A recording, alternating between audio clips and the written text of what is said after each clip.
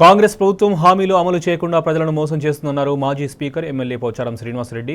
బాన్స్వాడ నియోజకవర్గంలోని మోస్రా, చందూరు, వర్ని మండల కేంద్రాల్లో జరిగిన రోడ్ షోలు, కార్నర్ మీటింగ్లలో ఆయన పాల్గొన్నారు. జహీరాబాద్ బీఆర్ఎస్ ఎంపీ అభ్యర్థి గాలి అనిల్ కుమార్ను భారీ మెజార్టీతో గెలిపించాలని పిలుపునిచ్చారు. కాంగ్రెస్ ఎన్నికల హామీలను నెరవేర్చే వరకు బీఆర్ఎస్ పోరాడుతూనే ఉంటుందని పోచారం శ్రీనివాసరెడ్డి స్పష్టం చేశారు.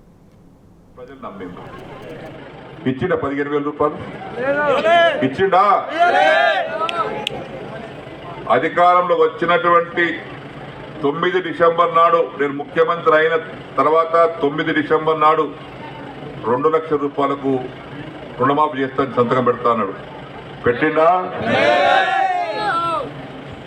24 గంటల కరెంటు యథావిధంగా ఇస్తా అని చెప్పి ఇచ్చిండా?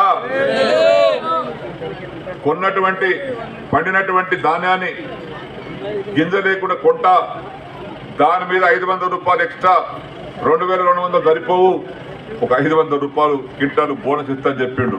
ఇచ్చిండా? ఇక మా అక్కలకు కేసీఆర్ గారు కళ్యాణ లక్ష్మి 1,00,000 ఇస్తున్నాడు, 1,00,000కు తోడుగా నేను తులం బంగారం ఇస్తామన్నాడు. తులం బంగారం ఇచ్చిండా అమ్మా?